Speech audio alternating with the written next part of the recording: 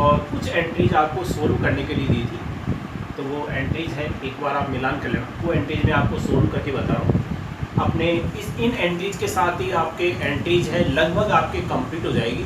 इसके बाद में मैं आपको जनरल के अलावा दूसरा जो टॉपिक है वो स्टार्ट करूँगा। तो सबसे पहले देखो ये एंट्री, कमल ने 1,50,000 रुपये नकद, 10,000 रुपये का फर्नीचर और 60,000 रुपये का माल लगाकर व्यापार प्रारंभ किया। देखो व्यापार प्रारंभ करने के लिए रोकड़, माल, फर्नीचर, मशीन कुछ भी लगाया जाता है वो सब कैपिटल कहलाती है।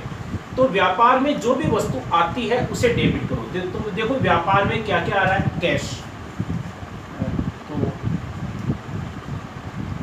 कैश को हम डेबिट कर देंगे। इसके अलावा क्या आ रहा है, फर्नीचर, तो फर्नीचर को हम डेबिट कर देंगे। माल आ रहा है तो इसमें गुड्स नहीं लिखेंगे, स्टॉक लिखेंगे, स्टॉक लिख देंगे, स्टॉक अकाउंट दिया। अच्छा, इस पूंजी को लगाने वाला जो व्यापारी है वो कौन है, कमल। देने वाला, लेकिन व्यापारी का नाम नहीं लिखते, वहां पर हम कैपिटल शब्द का इस्तेमाल करते हैं, इसलिए हम कैपिटल को हम क्रेडिट करेंगे, तो कैपिटल। तो कैश में आपके 1,50,000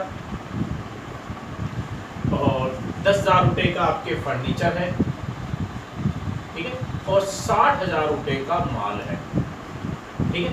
तो टोटल राशि है वो कितनी हो गई, 2,20,000। तो कैपिटल में आपके 2,20,000 हो जाएगा। नरेशन हो जाएगा आपके, business started with cash, furniture and stock, ये आपके narration. Business started with cash, furniture and stock, ये तो हो गया पहली एंट्री। अब देखो दूसरी, विकास को 10% बट्टे पर 20,000 का माल बेचा। देखो 20,000 10% व्यापारिक बट्टा, इसमें से कम कर दो, पहले हम एंट्री पहले कर चुके हैं। तो 20,000 का 10% 2,000 रुपये, 2,000 रुपये कम कर दिया, कितने का हो गया, 18,000 का। इसका मतलब है कि जो माल बेचा है वो 18,000 में बेचा है, 20,000 से एंट्री नहीं करेंगे। और चूंकि हमने विकास उधार बेचा है, आपके विकास व्यक्तिगत खाते में, माल बेचा वस्तुगत खाते में, दो खाते प्रभावित हो रहे हैं, तो दोनों के नियम लागू हो जाएंगे। व्यक्तिगत खाते का नियम, पाने वाले को डेबिट करो। माल हमने किसको बेचा है, विकास को, तो पाने वाला इसमें विकास है, ठीक है, तो विकास को हम डेबिट कर देंगे। देने वाले को क्रेडिट करो, देने वाले तो हमें, हमारा नाम नहीं लिखेंगे। इसके बाद में देखो वस्तुगत खाते का नियम, जो वस्तु आती है उसे डेबिट करो। आ तो कुछ नहीं रहा बल्कि जा रहा है, माल जा रहा है, और माल हमने बेचा है, बेचने का बोलते हैं सेल्स, इसलिए क्रेडिट भी किसको करेंगे, सेल्स को करेंगे। तो ये एंट्री हो जाएगी Vikas account DR to sales account. कितने से एंट्री होगी, 18,000 से, क्योंकि व्यापारी बट्टा हमने कम कर दिया। माल का मूल्य 20,000 जरूर था, लेकिन 10% हमने कम कर दिया, 2,000, 18,000 का माल हमने बेचा, ठीक है। नरेशन आपके हो जाएगा, गुड्स सोल्ड टू विकास, ये आपके एंट्री होगा। इसके बाद में देखो आगे तीसरा, विकास ने 2,000 रुपये का माल वापस किया। विकास को हमने जो माल बेचा था उसमें से 2,000 रुपये का माल वापस कर दिया। अच्छा, माल का मूल्य 20,000 था, उसी के अनुसार ये है, माल इसने वापस किया 2,000 का, लेकिन बट्टा इसमें से कम करना पड़ेगा, क्योंकि इसमें यह नहीं देखा कि बट्टा कम करने के बाद में, तो इसलिए हमने इस पर 10% कम किया था, तो इसमें भी 10% कम करना पड़ेगा। तो 2,000 का 10% कितना होता है, 200 रुपये, तो 200 रुपये कम कर दो, कितना हो गया, 1,800 रुपये का। इसका मतलब है कि विकास ने हमारे को जो माल वापस किया है उसका मूल्य कितना है, 1,800 का माल वापस किया। बेचा हुआ माल वापस आ रहा है, और बेचा हुआ माल वापस आता है उसको क्या बोलते हैं, सेल्स सेटल।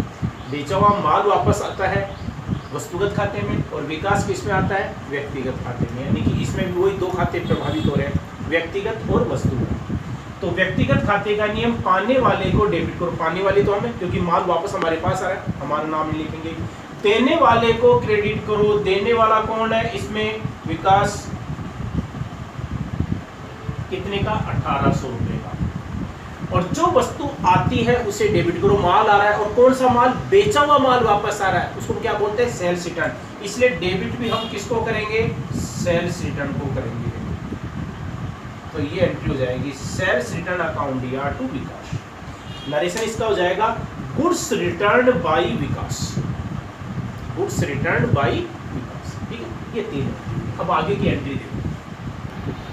चौथे नंबर पर एंट्री, विकास से पूर्ण भुगतान में 16,000 रुपये प्राप्त हुए। अब देखो विकास से पैसा कितना लेना था। देखो विकास को हमने 20,000 रुपये का माल बेचा था, लेकिन बट्टा था उसमें 10% व्यापारिक बट्टा, तो 10% 2,000 रुपये कम हो गया। माल हमने कितने में बेचा था, 18,000 रुपये में, 18,000 रुपये माल बेचा था। अच्छा, उसमें से भी विकास ने माल है वापस कर दिया था। कितने का माल वापस किया था, मूल्य तो उसका 2,000 था, लेकिन उसमें भी हमने बट्टा कम किया था, यानी कि 1800 रुपये का। तो 1800 रुपये इसमें से कम कर दो। 18,000 रुपये जो लेने थे उसमें से 1800 रुपये का माल वापस कर दिया। तो इससे देखो पैसा है वो कितना लेना था, 16,200 रुपये। विकास से 16,200 रुपये लेने थे और प्रश्न में दे रखा है कि पूर्ण भुगतान में 16,000 रुपये प्राप्त हुए, फुल सेटलमेंट, यानी कि और पैसा नहीं लेना है। और पैसा नहीं लेना है तो 200 रुपये क्या हो गया, बट्टा।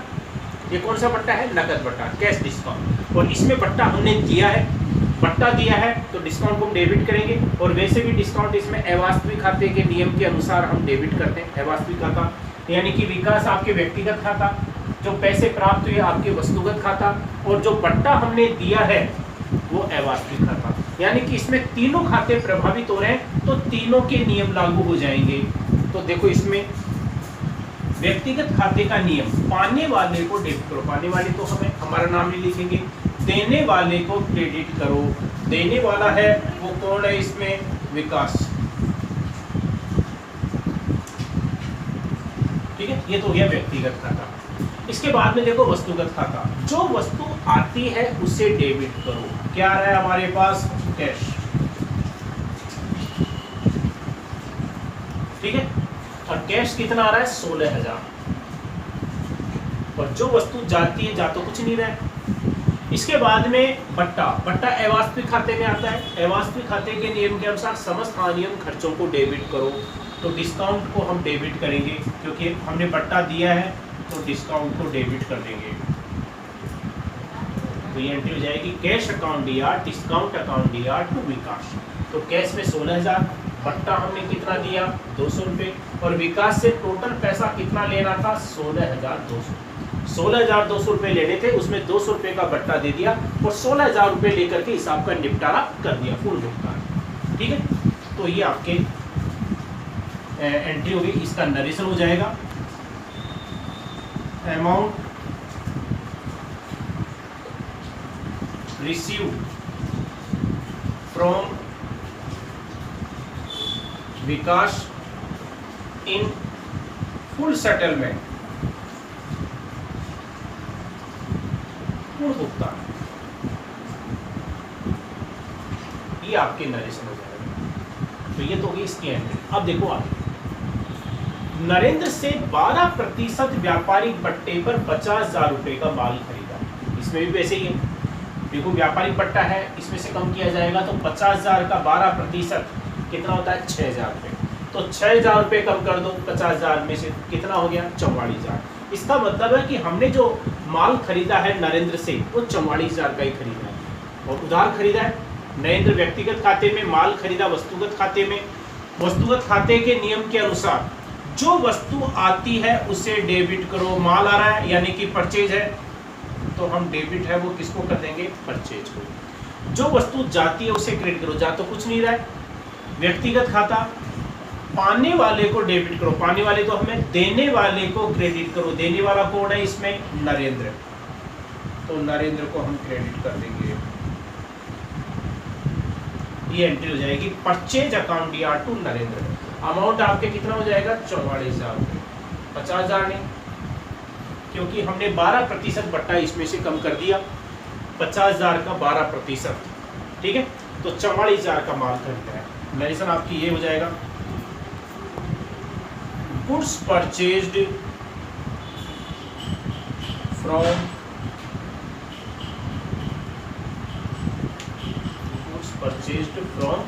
नरेंद्र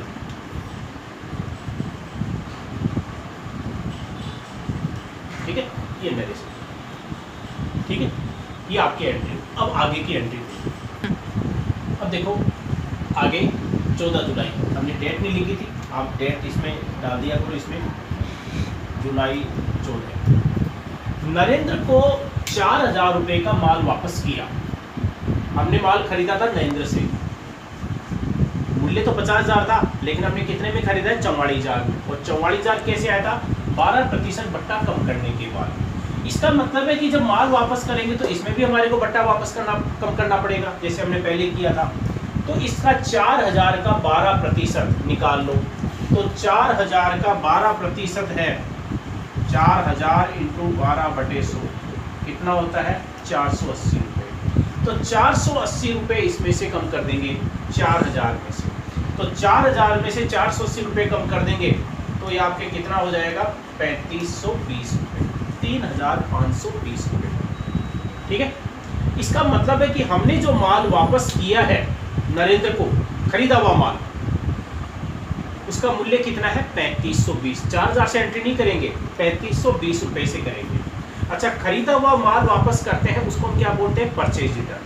तो इसमें भी वही दो खाते प्रभावित हो रहे हैं। नरेंद्र आपके व्यक्तिगत खाते में आता है और माल जो वापस किया वस्तुगत खाते में, तो दोनों के नियम लागू हो जाएंगे। व्यक्तिगत खाते का नियम, पाने वाले को डेबिट करो। पाने वाला कौन है इसमें? नरेंद्र। तो नरेंद्र को हम डेबिट कर देंगे। देने वाले को क्रेडिट करो। देने वाले तो हमें हमारा नाम नहीं लिखेंगे। ये तो हो गया नरेंद्र का खाता।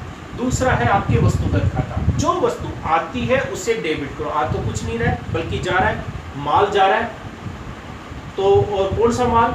खरीदा हुआ माल वापस। खरीदा हुआ माल वापस करते हैं उसको क्या बोलते हैं? Purchase return. इसलिए क्रेडिट भी हम किसको करेंगे? परचेज रिटर्न को करेंगे। टू परचेज रिटर्न, ठीक है। अच्छा, अमाउंट कितना आ जाएगा आपके? 3,520 रुपये। ध्यान रखना है 3,520 रुपये, क्योंकि 4,000 रुपये से एंट्री कर दोगे तो आपके गलत हो जाएगा, क्योंकि बट्टा हमने खरीदने के टाइम पर हमने बट्टा प्राप्त किया था, तो इसमें भी हमारे को बट्टा कम करना पड़ेगा, ठीक है। अब इसमें आपके नरेशन हो जाएगा goods return to Narendra. Narendra को माल लौटाया, ठीक है। ये आपके इसकी एंट्री हो जाएगी। अब देखो लास्ट वाली एंट्री 16 जुलाई। जुलाई 16, नरेंद्र को बट्टे पर पूर्ण भुगतान किया। तो सबसे पहले देखो नरेंद्र को भुगतान कितना करना था। नरेंद्र से हमने जो माल खरीदा था 44,000 का खरीदा था, बट्टा कम करने के बाद में, बट्टा कम करने के बाद में 44,000 का माल खरीदा था, उसमें से 3,520 रुपए का माल हमने वापस कर दिया। तो इसको कम कर दो पहले,